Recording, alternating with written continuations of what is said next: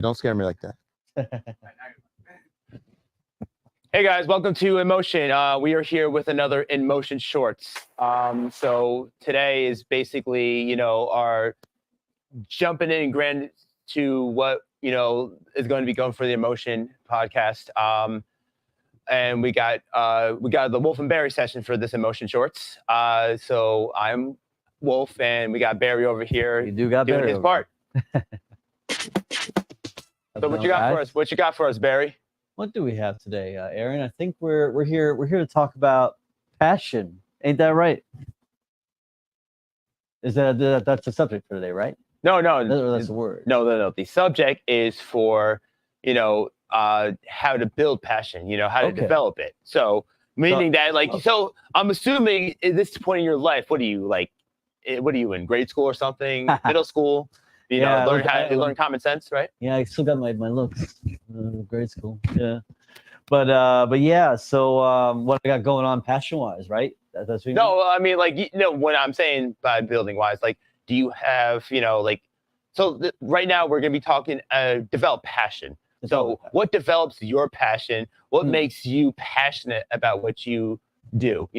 What makes you passionable? Because you seem angry. You seem angry today. I don't understand why. Your smile is scaring me. This is I think I can hear the energy in your voice. I feel like the anger might be deep down for you. Oh, I'm alive. I'm trying to find out if you are. We're both alive. Yeah. Yeah. I'm just making sure that we're both alive in the same place. I'm glad you are because Halloween is just around the corner. You got to get the freak on with that. September 2nd. Happy Labor Day, by the way, guys. Happy Labor Day, guys. Yep. So yeah, developing passion. Like, what am I passionate about? Well, I guess for me, there's a lot of stuff that I'm passionate about these days, and I feel like with passion, when it comes to things like hobbies or projects and stuff, like things that you do, and it kind of develops over time. It sometimes doesn't happen. It doesn't happen like that. Like you kind of develop like a taste for something or like a feel for something. Like, for example, like I'm a big movie guy. I've been a movie guy most of my life. I think my little first movie going experience that I remember having in this brain right here was when I was 5 years old and I saw Phantom Menace, Star Wars, back in '99. And I've been pretty I was like my free time as a kid, I either I'll be hanging out with friends or like at home watching movies, even TV shows. And it wasn't until recently where I would say maybe about 10 years ago, I developed a better appreciation for film, for cinema, because I was a movie guy, but I wasn't like a big cinema guy until like recently. I saw like this one movie that kind of changed my look on things. Like I can really like or love a movie that's not like one particular genre, and over time I developed a bigger taste for that and for film. And sure enough, I'm starting to get a passion to try to make a film of my own. And it really, I think passion develops when you invest enough time and effort into that particular thing, and you gain knowledge, you gain factoids, and like when you know so much about it, you do become passionate about it. And I would say that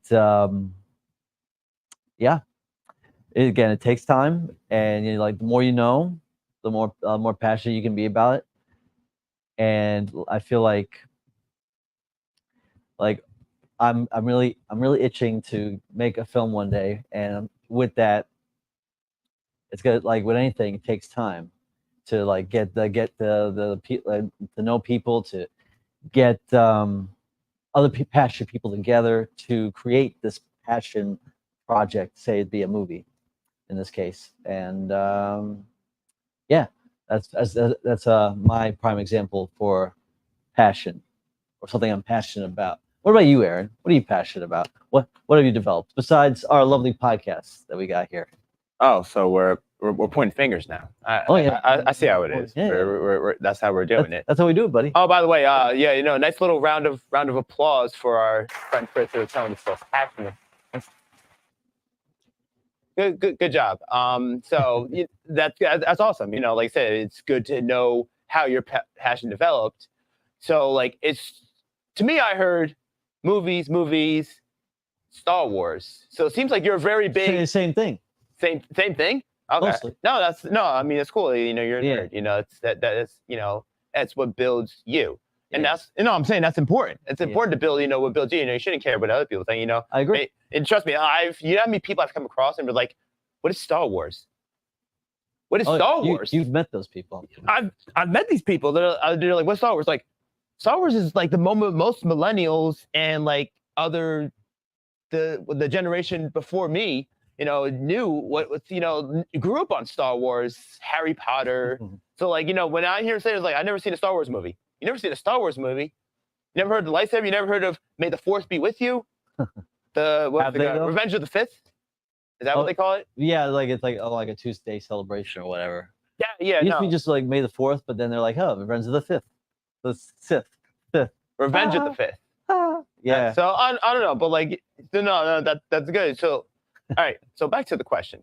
What builds my passion? Yeah, what builds your passion, Aaron? Okay. So honestly, just being able to create something and just kind of make it your own. So I guess you can think as a kid, I enjoyed playing with things like Play-Doh. Yeah, not in that type of sense. Well, Okay. Yeah. So mostly just like it's kind of, like being able to put something into motion and really like make it come alive, so to speak.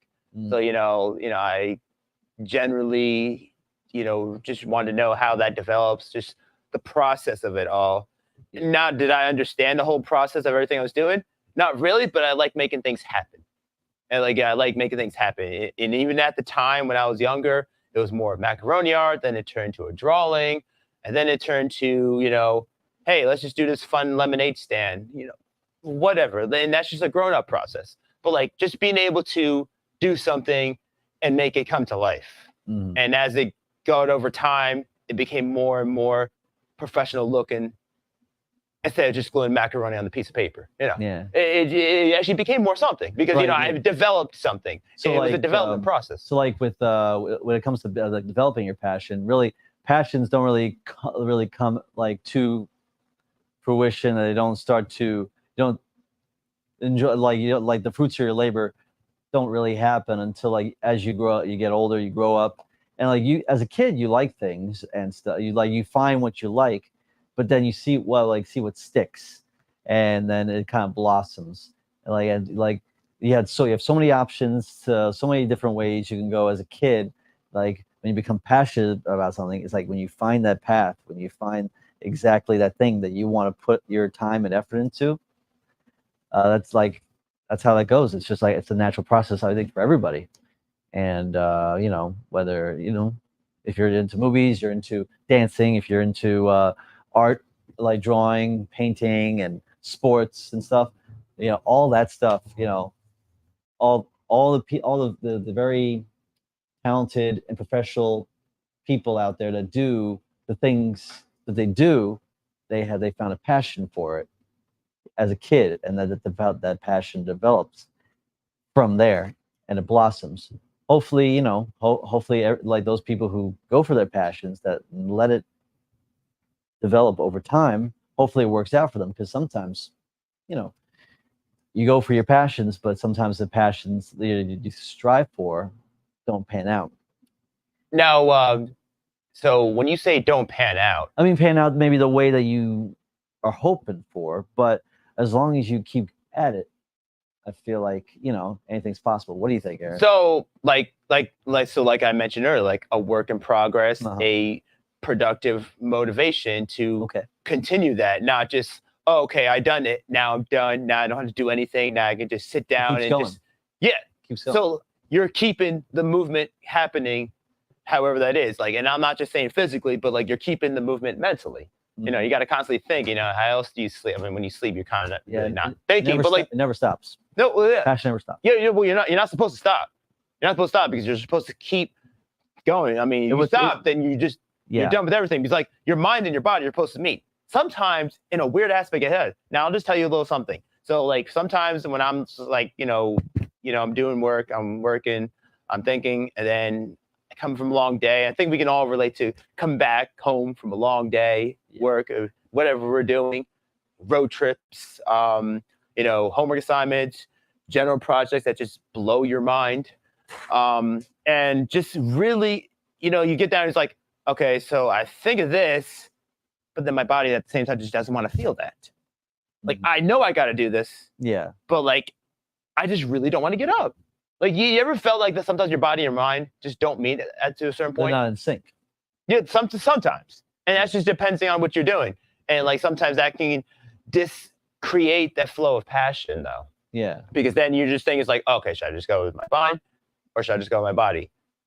And normally you want to go with your mind because, like, Sometimes your body says no, your mind says yes, and vice versa. Well, naturally, you want to think before you act. Mhm. Isn't that how they say it though? You can't move something unless you're thinking about it first. Yeah. But like at the same time, that okay, my body feels like this, but like I know that I got to get up and do this, or else this will happen. Yeah. And I'm not going to say what this is because this is probably 1,000 different things. Yeah. Depending who you are, what you're doing, how you're living, and who you're around. Of course. Yes. People you surround yourself with, they could definitely lift you up or put you down. Depends on who you're hanging around, and like that affects your passions. I would say, right? Does that ever happen for you? Like people that you're around, do they lift up your passions or do they put them down? I mean, honestly, that is a very huge black and white question. Okay. Do they put you down or do they lift you up? What do you think? You know what? Honestly, I would love to say that everybody sits here and lifts me up because everybody wants to be around good people. Of course. But honestly, sometimes you could be around somebody for a certain amount of years, 2-4 years, and then something happens and you find out their true colors. So yes, to answer your question, I've been around both. Yeah. I've been around both, but to my growth standards now to what it was 4 years ago, it's like, okay, so I know who this person is now. I know what they're capable of. I know they only wanted me for this reason. You ever heard the saying that, there are only people in your life for certain reasons, and then you text them one day and be like, meant to be. Yeah. Yeah. It's like, where did they go? What happened? Yeah. What did I do wrong? Yeah. Wow. Did I not take a shower this morning? Is that what happened? I think that was probably the reason, Aaron. No, I take a shower every day. So watch yourself, son. Always. Okay. Good, But yeah, so I think it's important when you have a passion, you're developing a passion, you got a project, you got to try to surround yourself with, people that are like-minded, or they're there to, they're not there to like, what's the word? I'm trying to find the right word for it. Hold your hand the whole way. I mean, they're there to support you in some way. Just like how, we are, like me, Mitch, John, we're here to support like this podcast, to try to get it to fly, to keep it in motion, to get it off the ground, and surrounding with guys like us instead of others that might think like it's stupid or something, and it just gotta be surround yourself with positivity. That way, your passions can flourish. Okay, so as you mentioned that it's around the people you're surrounded with. Mm-hmm. So let me throw a real dive bomb at you. Dive bomb. Oh yeah, yes. What's that? So what would you do if you were in a situation where you had to create something and you had a certain amount of time to do it? For example, and I'm just going to put this into your language. Okay. Yes. So you're an actor. Done theater, My playing plays. field, yeah. Now you have to perform a piece, like a musical piece, for example, for an audition. Uh-huh. And like the only way you could do it, and you had to be in a room full of people who just gave you those judgmental eyes to be like, this guy's not good enough. This guy can't do it. How does this guy really even like get to be here? Like, how does this guy get dressed in the morning? Like, how does he put on how does he put himself in good shape? Like, how does he look himself in the mirror? They just don't like you. But like the thing is, the only way you're going to get this piece is you perform this, but you're in a room full of people just waiting to crack you down to the very bitter griddle of a pretzel bite. I like pretzel bites.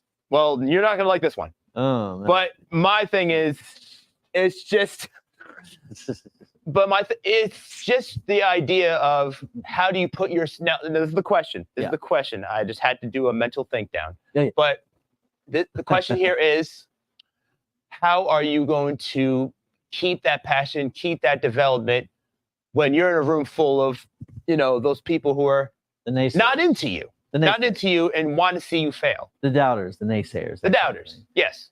Well, I would say there's like the phrase that I've been using lately. As kind of like in a joking way. I say, "Fake it till you make it," right? And when you have your passions, you're developing them, your projects that you're so adamant about finishing or getting off the ground, or like as a performer, like trying to rehearse and get the best performance for your for when you go on the stage and you perform a character or a song or whatnot.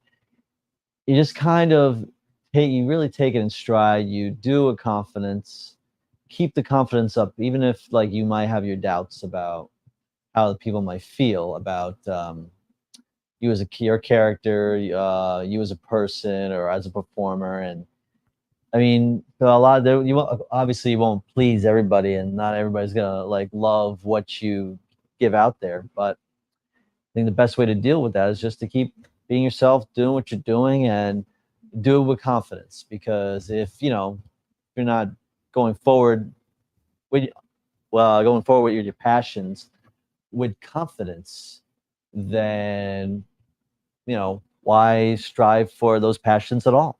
So I'd say whether or not the naysayers are there and they want to put me down in some way, whether they want to do it to my face or not, I'd say whatever. I'm just gonna keep doing what I do what I love, and hoping that it actually brings some joy and maybe inspire some passion into someone else. Yeah. Okay. No, that's really good. Like, so you're saying develop self-confidence, and the way to develop self-confidence is to really put yourself in the position where it's like, okay, I know this is me, and I know this is what I want to do, and there are people who are not going to like it, but guess what? You know that you're more than what people say you are, and by doing so, you're really saying, okay, even so that I got to do this in front of people that don't like me or really just want to put me in the ground, burn you down, send me away, never to be seen again. Feather and tars. Yes. But like the thing is, this, and this you just see the thoughts, but like now you understand. It's like, okay, so now I gotta do what I gotta do. And you, in your mind, like everyone's saying, okay, this guy's not gonna do it, this guy can't do it. And then while everyone's thinking you can't do it, or everyone's thinking that, okay, this guy is not worthy, this guy could never pull off anything in his life, your mind says, just do it. Just do it. Nike's giving you the message. Absolutely. Nike's giving you the solid message. So like I'll throw in like a recent example. Like I went to an audition, and I've been trying to get. I have this dream role for this show that I wanted to do for a while, and I auditioned for it 4 times, and each time I've gotten closer and closer to actually getting that role.